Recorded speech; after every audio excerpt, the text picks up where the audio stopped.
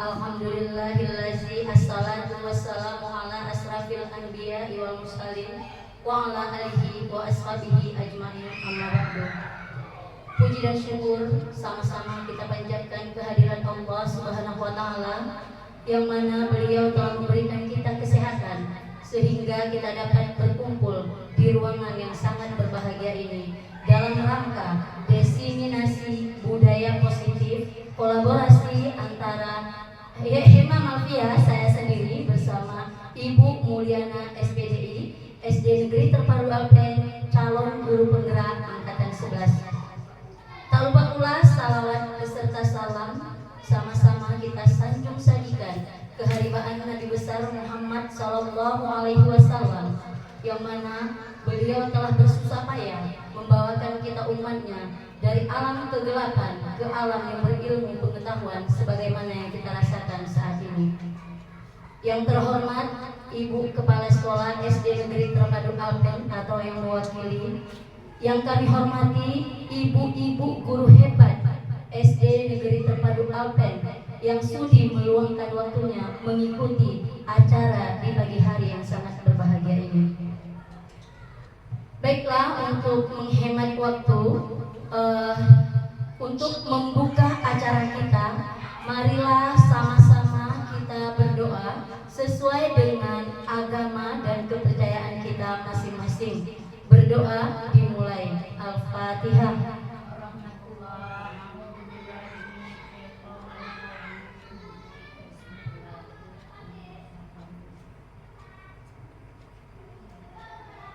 Berdoa selesai.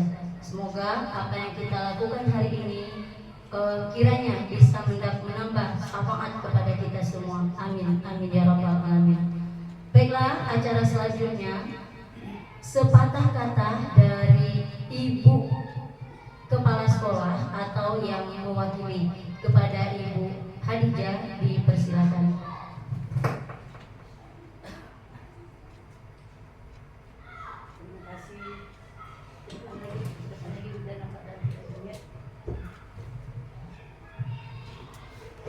Assalamualaikum warahmatullahi wabarakatuh.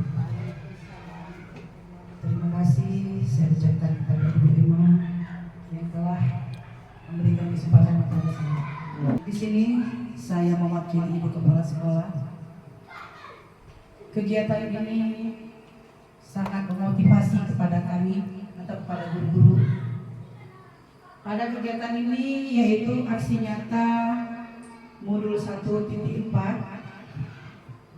yang berjudul Diseminasi Budaya Positif.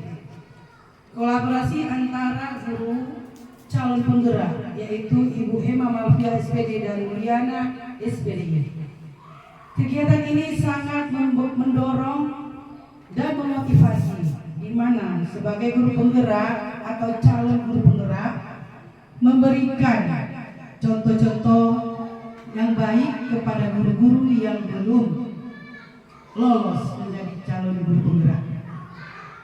Mudah-mudahan dengan adanya kegiatan diseminasi budaya positif ini memberikan nilai plus kepada kami atau kepada guru-guru yang belum melaksanakan atau yang belum lolos, dan sebagai calon guru penggerak memberikan ilmu-ilmu yang sudah didapat selama ini supaya sekolah kita SD Negeri Terpadu Alpen bisa maju sama seperti sekolah-sekolah yang sudah mulai berkembang tentang ilmu-ilmu pengajaran, tentang ilmu-ilmu pendidikan yang sedang berkembang saat ini.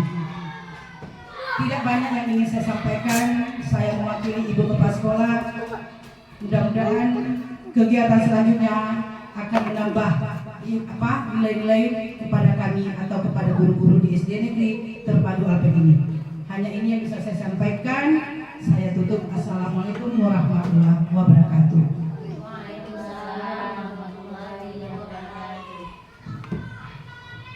Baik, terima kasih Ibu Hadijah atas arahan dan bimbingannya.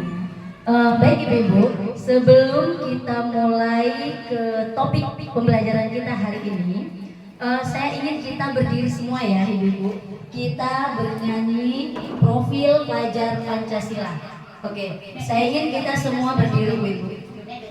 Oke, baik teman-teman, mungkin ya, mungkin kita semua belum menghafal dengan lagu ini, boleh kita lihat nanti liriknya di depan ya.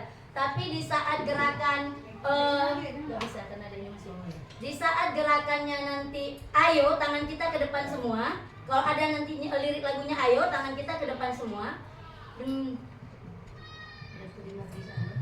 Oke, di saat nanti ada liriknya ayo, tangan kita semua mengajak.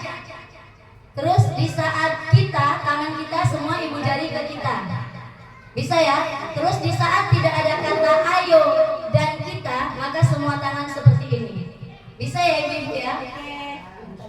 Oke ya teman-teman semua ya. Semangat ya nyanyinya ya.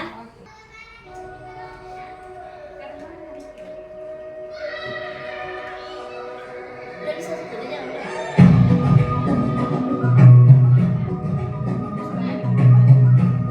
Ayo boleh buat gerakannya seperti apa terserah dulu. Pokoknya ingat. Nggak serentak. Nggak serentak dengan Mul. Tunggu dulu. Sabar ya. Kita lomba nanti bisa ditedit dan dulu. Mul balik ke pertama dulu deh. Balik ke pertama dulu ya. Dari lagunya pertama. Ya sama-sama tekan sana ya. Play. Biar sejalan ya. Nanti boleh gini-gini dulu boleh nanti ya. Pokoknya ingat aja gerakan ayo. Terus yang lainnya gini.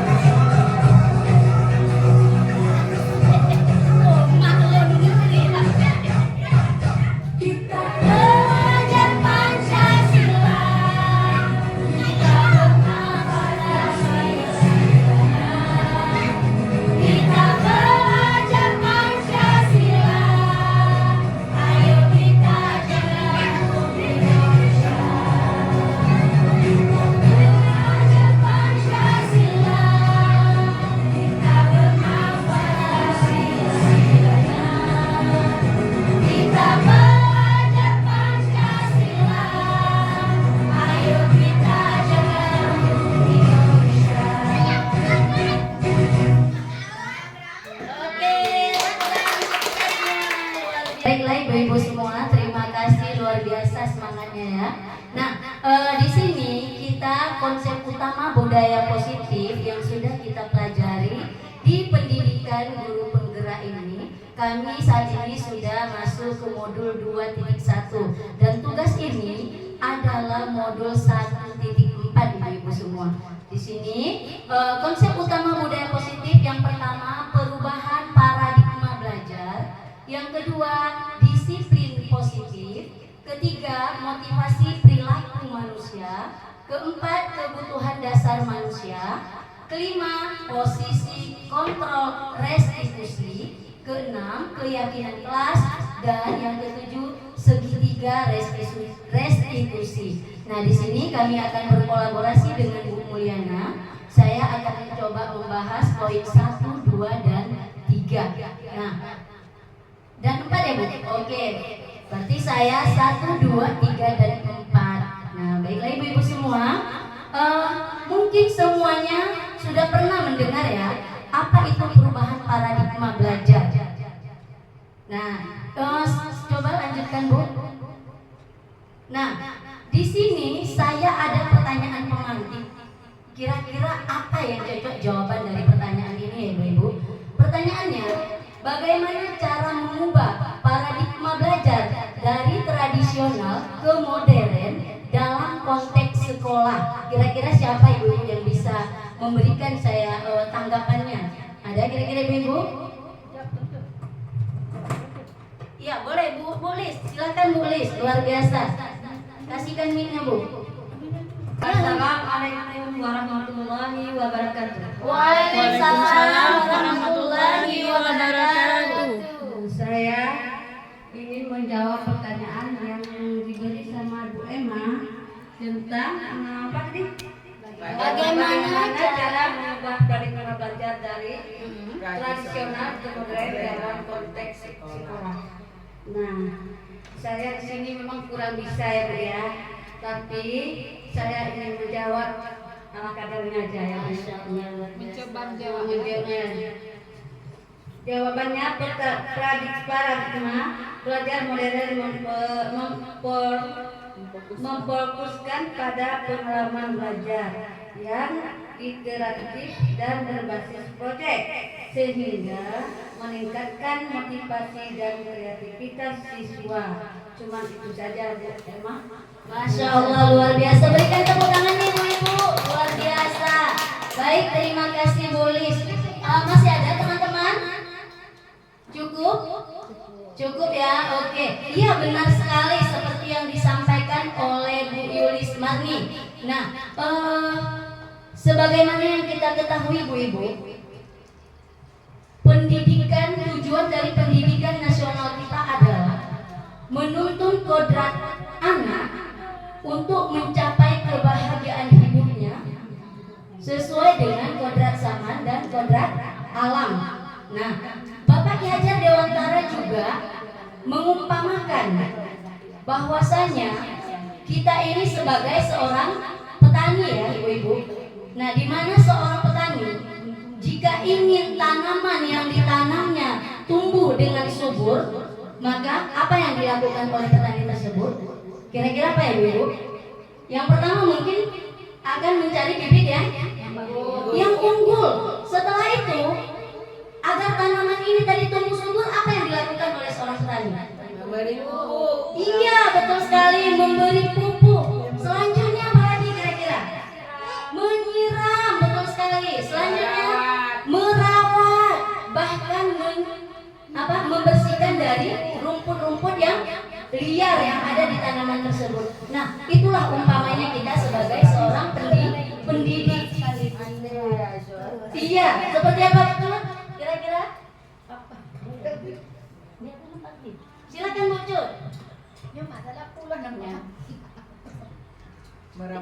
Iya, merawat tanaman tadi. Tadi kan kita diumpamakan sebagai seorang petani ya Ibu-Ibu ya. Seorang petani itu kalau ingin tanamannya subur ya perlu perawatan. Dalam merawatnya itu pastinya diberinya pupuk, diberi penyiraman. Ya itu aja. Masya Allah, luar biasa. Tepuk tangan untuk Bu Cut Supria. Nah, itulah tadi kita diumpamakan sebagai seorang petani. Nah, begitu juga dengan anak murid kita. Kira-kira anak murid kita ini tadi kan sudah terlahir dengan kodrat yang dimilikinya. Artinya tinggal kita sebagai seorang guru menuntun arah kemana langkah yang dia inginkan. Nah, tidak ada yang namanya di sini pemaksaan ya Ibu-Ibu semua. Nah, baiklah Ibu-Ibu semua, sekarang coba kita lihat perubahan paradigma belajar. Dalam perubahan paradigma belajar terdapat pergeseran besar dengan menekankan kepada yang pertama, pembelajaran aktif, di mana siswa bukan hanya menerima informasi, tapi juga terlibat langsung dalam membangun pengetahuan. Yang kedua, berpusat pada siswa. Di sini kebutuhan dan gaya belajar masing-masing siswa menjadi prioritas. Yang ketiga, teknologi sebagai alat. Nah, di mana teknologi dimanfaatkan untuk memperkaya pengalaman belajar bagi siswa kita. Selanjutnya, yang keempat, pembelajaran sepanjang hayat. Di sini belajar berhenti di sekolah saja, tetapi pengalaman belajarnya berlangsung seumur hidup. Nah, mengapa perubahan ini penting? Nah, yang pertama, dunia yang terus berubah ibu-ibu ya. Pada zaman kita mungkin sistem pembelajarannya sangat jauh berbeda dengan anak-anak kita saat ini. Ya, ibu-ibu ya. Nah, kalau mungkin pada zaman kita itu sistem belajarnya masih bersifat apa? Dipaksa. Dipaksa ya ibu-ibu sesuai dengan kehendak guru kita. Tapi saat ini tidak bisa karena anak-anak ini sudah memiliki kodrat dari lahir. Tinggal meluruskan kemana arah yang mau dituju. Nah, selanjutnya informasi yang melimpah, di mana siswa perlu belajar bagaimana memilih dan mengelola informasi yang relevan. Nah, yang ketiga, pembelajaran yang lebih personal. Setiap siswa memiliki potensi unik yang perlu dikembangkan. Nah, seperti itu ya ibu-ibu. Nah, poin yang kedua adalah disiplin positif. Nah, kira-kira berbicara masalah disiplin, mungkin yang ada terbayang di benak kita apa ya ibu-ibu? Kata disiplin ini apa kira-kira yang terbayang di benak kita ibu-ibu? Ada yang bisa memberi penjelasan? Ya. Silakan Bu Adija. Sedikit akan saya jawab ya Bu. Iya. Disiplin itu mungkin seperti tepat waktu hadir ke sekolah, kemudian melaksanakan masuk kelas, dan apalagi satu lagi ya, seperti memperhatikan anak-anak yang berpakaiannya yang rapi, itu juga termasuk disiplin. Terima kasih. Kalau diringkaskan disiplin itu Oke, silakan Bu Cun, luar biasa, boleh. Mungkin Bu Cun bisa menambahkan. Oke. Silakan Bu Cun. Jadi kalau menurut saya ya ini kalau saya sendiri yang menyimpulkan disiplin itu berarti mematuhi perintah peraturan ya, mematuhi peraturan yang ada. Itu kalau saya simpulkan. Tapi banyak disiplin, disiplin waktu, disiplin kebersihan saja ya kan. Jadi disiplinnya berarti disimpulkan mengikuti, mematuhi peraturan yang ada. Luar biasa. Tepuk tangan untuk Bu Fitria. Masya Allah luar biasa ya ibu-ibu terpadu Alpen. Iya benar sekali. Dari selama ini kata disiplin identik sekali di benak kita merupakan sebuah ikatan peraturan, di mana peraturan itu tidak boleh kita langgar ya ibu-ibu, karena di sana ada konsekuensinya, kena hukuman. Nah, tidak usah jauh dari selama ini mungkin kita menerapkan peraturan di sekolah datang tepat waktu kepada siswa kita ya ibu ya. Nah, di saat ada siswa yang datangnya terlambat ke sekolah, apa yang kita lakukan dari selama ini? Ada tanda petik hukuman ya ibu-ibu ya. Ada tanda petik hukuman, walaupun hukumannya itu mungkin tidak memukul, akan tetapi iya menghukumnya dengan memberikan sanksi, mengutip sampah, atau mungkin anak-anak kita disuruh jumpai guru piket pada hari itu. Betul ya ibu-ibu ya? Betul ya? Iya. Nah, iya Bu Adija. Mungkin pertama teguran dulu, baru sanksi. Teguran dulu baru sanksi, betul sekali. Nah, inilah yang terjadi dari selama ini. Nah, di sini disiplin positif adalah pendekatan mendidik yang fokus pada membentuk karakter anak tanpa menggunakan hukuman fisik atau emosional. Alih-alih menghukum, malah disiplin positif ini lebih menekankan kepada yang pertama, memotivasi, yaitu menumbuhkan motivasi intrinsik pada anak untuk berperilaku baik. Yang kedua, empati, membantu anak memahami dampak perilakunya terhadap orang lain. Ketiga, tanggung jawab, mengajarkan anak bertanggung jawab atas tindakan yang dilakukannya. Keempat, keterampilan sosial, yaitu membekali anak dengan keterampilan sosial yang diperlukan untuk berinteraksi dengan orang lain. Baik ibu-ibu, mungkin kemarin ibu-ibu pernah melihat saya dan Bu Mulia melakukan segitiga restitusi di sini dengan siswa yang melakukan atau yang melanggar peraturan kelas atau keyakinan kelas. Ya ibu-ibu ya. Saya kemarin ada sempat minta tolong juga dengan beberapa orang guru kita. Nah di situ kita mendapatkan kasus siswa yang kukunya panjang ya. Nah itu kan merupakan peraturan, ya kan? Nah di sini kita memotivasi dia agar tidak panjang lagi kukunya. Dengan apa? Dengan memberikan pertanyaan dan menanyai kepada siswa kita apa yang menyebabkan dia lupa untuk memotong kuku, bukan malah kita menghukum dari siswa itu tadi. Baik, selanjutnya di sini ada pertanyaan. Kira-kira siapa ya ibu yang bisa membantu saya memberikan tanggapannya? Bagaimana cara meningkatkan motivasi perilaku manusia dalam lingkungan sekolah? Ya, silakan ibu-ibu. Bu Kris ya, silakan ibu. Oke, saya akan menjawab pertanyaan dari Bu Emma. Pertanyaannya, bagaimana cara meningkatkan motivasi perilaku manusia dalam lingkungan sekolah? Motivasi perilaku manusia dapat ditingkatkan dengan memberikan penghargaan dan kesempatan untuk berkontribusi serta memahami kebutuhan dasar manusia. Terima kasih, ini saja yang bisa saya jawab dari pertanyaan Bu Emma. Luar biasa, berikan tepuk tangan untuk Bu Kris.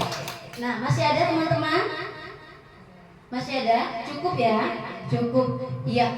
Coba kita lihat ibu-ibu, apa itu motivasi perilaku manusia? Nah, motivasi perilaku manusia adalah dorongan internal atau eksternal yang mendorong seseorang untuk bertindak atau berperilaku dengan cara tertentu, di mana motivasi ini sangat kompleks dan dipengaruhi oleh berbagai faktor, mulai dari kebutuhan biologis hingga faktor sosial dan psikologis. Nah, menurut Diane Gosen dalam bukunya Restructuring School Discipline menyatakan ada 3 motivasi perilaku manusia. Yang pertama, untuk menghindari ketidaknyamanan atau hukuman, yaitu tingkat terendah dari motivasi perilaku manusia. Yang kedua, untuk mendapatkan imbalan atau penghargaan dari orang lain, satu tingkat di atas motivasi yang pertama ya ibu-ibu. Selanjutnya, untuk menjadi orang yang mereka inginkan dan menghargai diri sendiri dengan nilai-nilai yang mereka percaya, yaitu motivasi yang akan membuat seseorang memiliki disiplin positif. Oke, baiklah ibu-ibu semua, dari 3 motivasi ini yang paling benar kira-kira nomor berapa ya ibu? Yang ketiga ya ibu-ibu, yaitu untuk menjadi orang yang mereka inginkan. Karena siswa kita di dalam dirinya itu mereka sudah ada, tinggal cara kita menjelaskan. Makanya siswa kita itu diumpamakan seperti kertas yang buram, bukan kertas putih ibu-ibu. Sebenarnya dia ada tulisan tapi tidak jelas. Tinggal tugas kita sebagai seorang pendidik adalah memperjelas garis-garis yang ada di kertas tersebut. Nah, makanya kita sebelum pembelajaran kita harus melakukan asesmen awal dulu, sehingga kita tahu, oh siswa kita yang ini dia sudah memiliki motivasi di dalam dirinya yang berbentuk apa. Mungkin ada siswa kita yang suka dengan pembelajaran audio, ada yang suka dengan pembelajaran visual, ada juga yang suka mungkin langsung dengan praktek lapangan. Nah, seperti itu ya ibu-ibu. Oke, baiklah ibu-ibu, dari beberapa yang sudah saya sampaikan tadi, selanjutnya saya serahkan kepada Ibu Mulia karena beliau dan saya melakukan kolaborasi dalam pembelajaran ini. Baik, kepada Ibu Mulia dipersilakan. Assalamualaikum Assalamualaikum warahmatullahi wabarakatuh. Waalaikumsalam warahmatullahi wabarakatuh. Terima kasih atas kesempatan hari ini. Jadi saya akan melanjutkan tentang diskriminasi positif ini, yang mana sebelum kita mulai kita explain dulu, boleh ya? Mohon ibu-ibu untuk berdiri.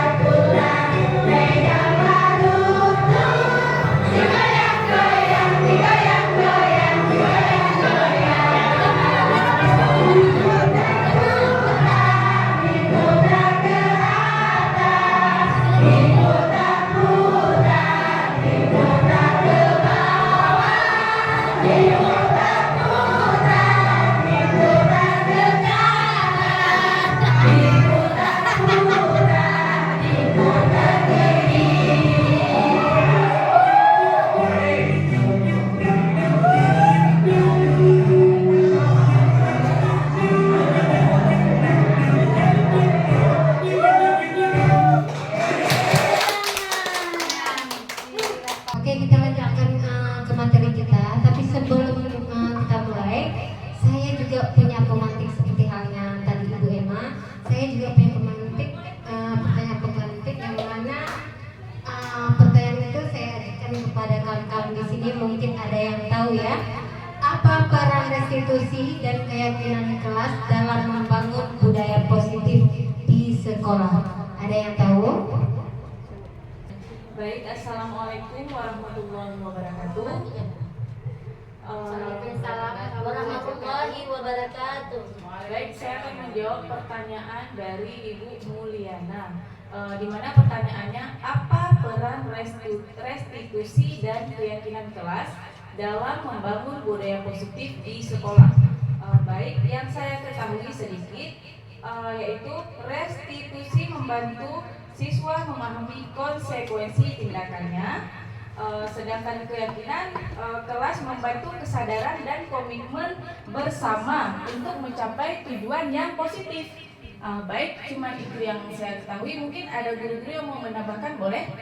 Sekian, wassalamualaikum warahmatullahi wabarakatuh. Waalaikumsalam warahmatullahi wabarakatuh. Terima kasih Bu. Ada yang lain? Cukup ya. Berarti benar seperti Bu Rama ucapkan tadi bahwa restitusi itu berkesinambungan dengan pembelajaran anak-anak di kelas.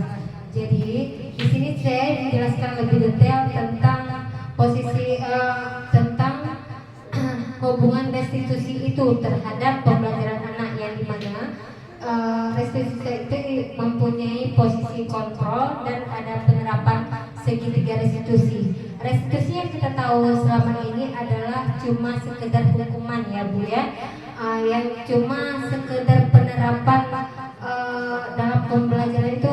Kalau anak salah pasti kita hukum. Kalau anak berbuat sesuatu yang melanggar aturan, pasti kita menerapkan sesuatu konsekuensi yang menjadikan anak ibu itu merasa mentalnya bisa tertekan.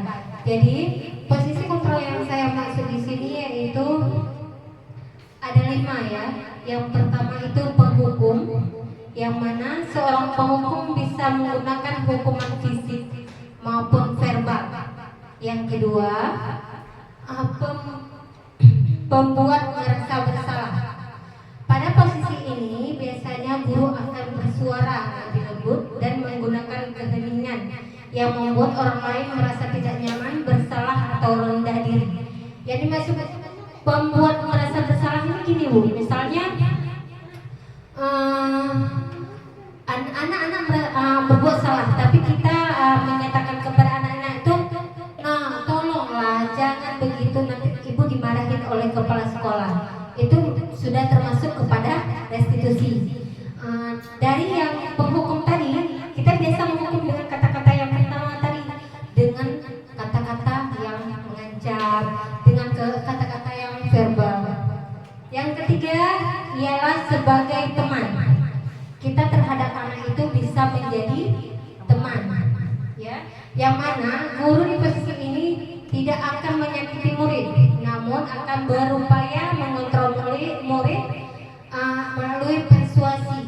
Posisi teman pada guru bisa negatif ataupun positif. Yang dimaksud teman di sini, kita kepada anak-anak itu cuma sebagai kawan, sebagai teman, yang mana kita bersikap selayaknya kawan kepada anak-anak itu, bukan sebagai pendidik tapi sebagai teman. Yang keempat, sebagai pemantau. Ini yang sering kita lakukan ya, cuma sekedar memantau, yaitu mengawasi. Pada saat kita mengawasi, kita bertanggung jawab atas perilaku orang-orang yang kita awasi.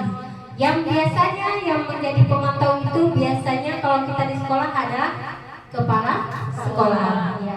Jadi kita terhadap anak-anak juga begitu Bu.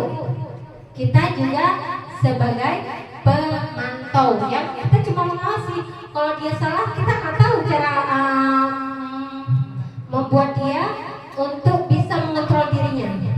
Tapi yang paling dari 5 saran ini, 5 posisi kontrol ini, yang paling dianjurkan dari kami mengikuti guru penggerak adalah sebagai manajer. Ya, nomor 5. Yang manajer ini dia bertanggung jawab terhadap perilaku muridnya. Dia bisa berbuat sesuatu bersama muridnya. Dia juga bisa menemukan solusi terhadap permasalahan yang dihadapi anak-anaknya. Contohnya gini Bu, misalnya anak-anak berbuat salah. Jadi dari posisi kontrol ini kita menanyakan sama guru, misalnya anak-anak ada yang berkelahi misalnya sampai bajunya sobek, sampai bajunya lepas kancing gitu, pernah kan? Mungkin di sekolah kita sekarang jarang, tapi untuk mungkin anak-anak yang kelas 5, kelas 6 itu biasanya sering beradu fisik.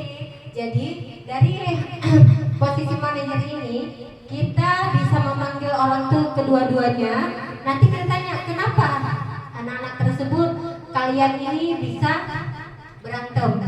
Nanti pasti dia ada punya alasan. Dari alasannya tersebut kita bisa mencari solusi dengan cara nanti apa bajunya dijahit kembali atau bajunya nanti diperbaiki kembali atau anak-anak itu nanti bisa berbaikan.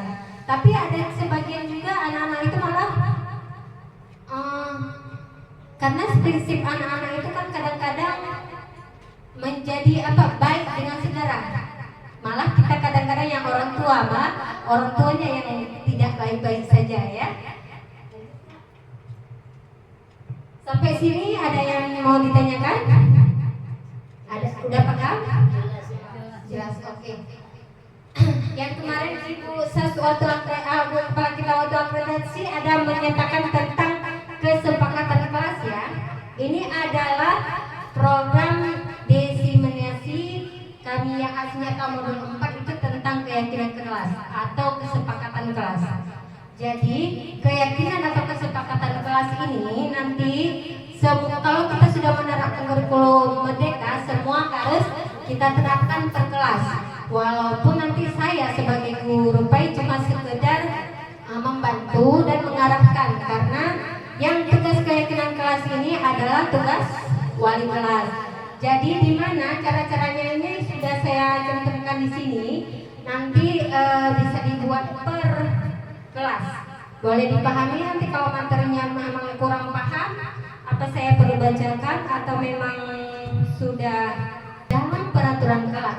Sebelum kita membuat keyakinan kelas, biasanya kita sudah ada peraturan. Benar kan Bu? Benar kan? Ya, kalau peraturan itu biasanya ada kata dilarang, itu yang poin kedua ya. Dilarang atau misalnya jangan, itu kata peraturan, masih mengandung kalimat negatif. Tapi kalau untuk keyakinan kelas tidak boleh pakai lagi kata-kata yang mengandung kalimat negatif. Dia mengandung kalimat positif. Misalnya tadi jangan berlari di kelas, gitu kan? Tapi kita ganti dengan berjalanlah di kelas. Atau misal jangan berserakan makan ya, nanti kotor kelasnya. Itu masih peraturan atau sudah keyakinan? Peraturan berarti sudah paham ya. Berarti kalau mau dijadikan keyakinan kelas jadi apa? Jangan makan di kelas. Lebih baik makannya di luar kelas. Ya tapi jangan kata lebih boleh. Bukan kata lebih baik. Peraturannya makanlah Di luar kelas. iya, makanlah di jam istirahat, betul.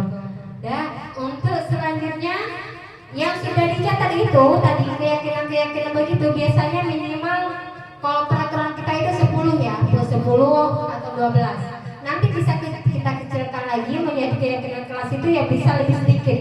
Misalnya dari 12 dari 10 itu bisa jadi 5 atau 7. Itu sudah cukup karena peraturan keyakinan kelas itu tidak banyak agar anak-anak itu lebih mudah memahami dan lebih mudah dalam mematuhi keyakinan kelas tersebut.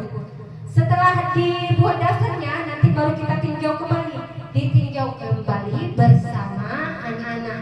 Bu, kami nggak paham ini Bu. Misalnya anak-anak berkomentar, Bu, kami nggak paham tentang bagaimana cara menerapkan keyakinan kelas ini Bu. Kami kan mau juga kayak kemauan kami. Itulah namanya keyakinan kelas karena kita berkolaborasi dengan anak-anak. Jadi nanti peraturan yang sudah ada tadi kita terapkan menjadi keyakinan kelas dengan kita berembuk dan berkolaborasi dengan anak-anak. Jadi bukan hanya peraturan kita, tapi juga jadi peraturan yang harus dipatuhi anak-anak. Ya. Setelah ditinjau, baru kemudian keyakinan kelas tersebut dibuat dalam butir-butir seperti saya bilang tadi 3 sampai 7 keyakinan aja. Dan yang terakhir adalah keyakinan yang sudah selesai dibuat harus disetujui oleh kepala sekolah. Ya, lanjut dulu ya.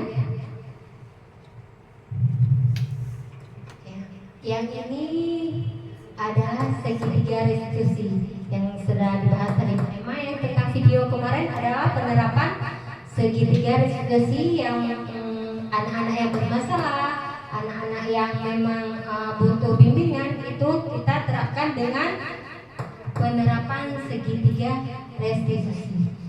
Yang dimana yang pertamanya itu adalah menstabilkan identitas, yang mana dia harus tahu apa kesalahannya dia. Itu namanya menstabilkan identitas. Yang kedua, validasi tindakan yang salah. Kita menanyakan kepada anak tersebut, kenapa dia membuat kesalahan yang dia lakukan. Misalnya kayak kemarin ada yang panjang rambutnya potong kukunya jorok gitu kan, ada yang mungkin terlambat ke sekolah, itu kita stabilkan identitas menanyakan dengan kenapa dia berbuat kesalahan itu yang tindakan yang pertama. Yang kedua adalah memvalidasi tindakan yang salah. Kita menanyakan kenapa dia bisa terlambat, kenapa dia bisa kukunya panjang, kenapa dia bisa rambutnya panjang. Itu validasi tindakan yang salah. Yang ketiga adalah menanyakan keyakinan, yang mana kita mengaitkan motivasi dia untuk bisa merubah kesalahan itu menjadi motivasi bagi dirinya untuk menjadi lebih baik.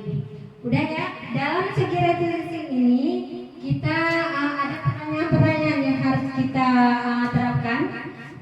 Itu diantaranya adalah kamu tentunya punya alasan mengapa kamu melakukan itu. Adakah cara yang efektif untuk mendapatkan apa yang kamu butuhkan? Setiap orang pasti pernah melakukan kesalahan. Itu kata-katanya itu kita terapkan kepada anak-anak. Yang selanjutnya, kamu tahu tidak keyakinan kelas yang sudah kita kesepakati kemarin? Jadi nanti walaupun segitiga restitusi ini masih mengambang, nanti bisa diterapkan sesuai dengan keyakinan kita kelas yang kita buat dengan peraturan yang sudah kita sepakati dengan anak-anak. Dan alhamdulillah udah habis materi kita. Ada yang mau ditanyakan atau yang mungkin kurang paham dari materi yang sudah saya sampaikan tadi? Ada yang mau ditanyakan? Ya, kira-kira yang mau bertanya, tanya aja. Cara mungkin nanti bingung, bukan cara menerapkan keyakinan kelas, boleh. Atau gimana cara meningkatkan motivasi anak-anak? Assalamualaikum warahmatullahi wabarakatuh. Waalaikumsalam. Saya ingin bertanya tentang keyakinan kelas. Poin yang keempat. Yang mana? Yang keempat. Nah, saya mengerti tentang tinjauan kembali dan daftar surah pendapat yang sudah dicatat. Anda mungkin dapat mendapati pernyataan yang tertulis di sana, masih banyak yang harus peraturan. Selanjutnya ajak murid untuk menemukan nilai kebajikan atau keyakinan yang dituju dari peraturan tersebut. Saya kurang jelas, kurang paham. Luar biasa. Tepuk tangan dulu untuk Ya. Terima kasih. Terima kasih luar biasa pertanyaannya Bu Lis. Berarti poinnya yang keempat Bu ya.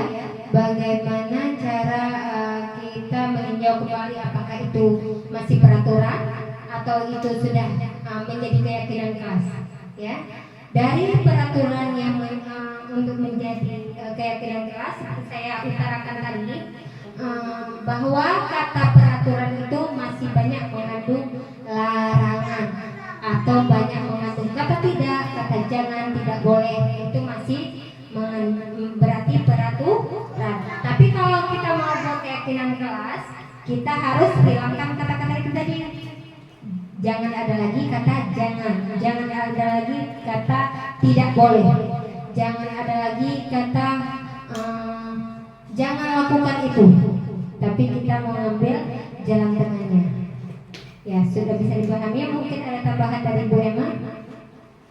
Baik, terima kasih Bu Mulia. Saya akan coba menambahkan menjelaskan pertanyaan dari Bu Yulis Marni. Luar biasa ya pertanyaannya. Di poin keempat ya tadi tulis ya, tinjau kembali daftar curah pendapat yang sudah dicatat. Artinya keyakinan kelas ini akan timbul apabila kita sudah membuat peraturan tentunya ya, peraturan kelas. Nah, sebagaimana yang dijelaskan oleh Bu Mulia bahwasanya peraturan kelas biasanya kita pernah atau sering menggunakan kata-kata yang mengandung makna negatif. Contoh, jangan datang terlambat. Betul nggak ibu-ibu? Betul ya? Nah, keyakinan kelas kita gali dari siswa kita, ide dari siswa kita, apa yang mereka ingin terapkan di kelas, lalu kita catat secara bersama-sama. Dari kesepakatan yang sudah kita sepakati, contoh, jangan datang terlambat. Untuk membuat makna kata menjadi positif, apa kira-kira Ibu? Iya, luar biasa. Datang tepat waktu. Nah, itu ide bukan dari kita kan Ibu? Itu dari siswa kita, warga kelas kita. Tulis, berarti dari kata jangan datang terlambat berubah menjadi datang tepat waktu. Nah, dari kesepakatan yang sudah kita sepakati, ada mungkin 5 tergantung dari kesepakatan bersama, ada 5 sampai 7 poin ya, 3 sampai 7 poin. Kita sepakati bersama di saat di sini tadi tinjau kembali katanya daftar. Di saat kesepakatan kelas yang kita buat ini otomatis pasti ada tanda kutip ya Ibu, pastinya ada 1-2 orang siswa yang mungkin hilaf atau melanggar peraturan yang kita buat. Betul sekali Bu Fitri. Nah, dari situ keyakinan kelas ini bisa kita jadikan pedoman untuk kita tinjau kembali. Kan ada catatan sama kita Ibu ya. Di saat kita sudah membuat keyakinan kelas, artinya datang tepat waktu. 1-2 kali siswa kita datang terlambat, kembali lagi seperti yang disampaikan oleh Ibu Mulia tadi, ke segitiga restitusi. Artinya kita memanggil siswa tersebut dengan apa? Dengan memberikan pertanyaan, bukan kita alih-alih langsung memberikan hukuman. Sebagaimana mungkin yang pernah kita lakukan dari selama ini. Jika ada siswa terlambat, kenapa terlambat Aina? Kamu lihat udah jam berapa? Udah, kamu tunggu di luar aja. Itu tidak tertutup kemungkinan Ibu-ibu. Dan saya, Bu Mulia juga pernah mengalami hal sedemikian ya Bu ya. Nah, namun apa yang kita lakukan pada saat keyakinan kelas dilanggar? Kita kembali apa? Kembali meninjau kembali kepada siswa kita. Baik anak-anak Ibu, kemarin kita sudah panggil, berikan pertanyaan kenapa anak ini terlambat, berikan arahan apa yang menyebabkan anak ini terlambat tadi, sehingga kita memberikan solusi seperti apa agar siswa ini tidak datang terlambat lagi. Nah, jika itu masih juga terjadi, maka kembali kita tinjau peraturan kelas atau keyakinan kelas yang sudah kita sepakati. Ini siapa yang buat? Kita bersamakan anak-anak Ibu. Nah, kalau kesepakatan kita langgar, seperti apa jadinya? Nah, itu mungkin untuk kata meninjau kembali peraturan kelas tulis. Baik, itu saja yang bisa saya tambahkan. Kira-kira bisa ya Bu dipahami, diterima? Baik, terima kasih. Oke, masih ada Ibu-ibu?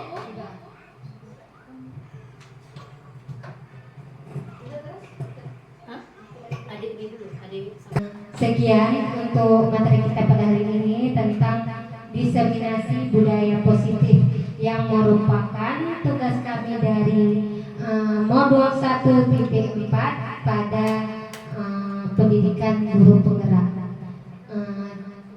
Cukup sekian, saya kembalikan kepada Ibu Emma selaku moderator dan sebagai kolaborasi saya di CGP. Baik, terima kasih Bu Mulia. Baiklah Ibu-ibu guru hebat SD Negeri Terpadu Alpen yang telah meluangkan waktunya membersamai kita dalam acara diseminasi budaya positif yang merupakan tugas kami CGP, kolaborasi antara saya dengan Ibu Mulyana. Saya ucapkan terima kasih banyak atas waktunya. Semoga apa yang kita lakukan hari ini bisa memberikan syafaat dan manfaat untuk anak-anak didik kita khususnya dan untuk kita pribadi. Kami mohon maaf atas segala kekurangan. Namun sebelum saya tutup, mari sama-sama kita berdoa supaya acara kita ini selalu dalam rahmat Allah Subhanahu Wa Taala. Berdoa dimulai sesuai dengan agama dan kepercayaan kita masing-masing.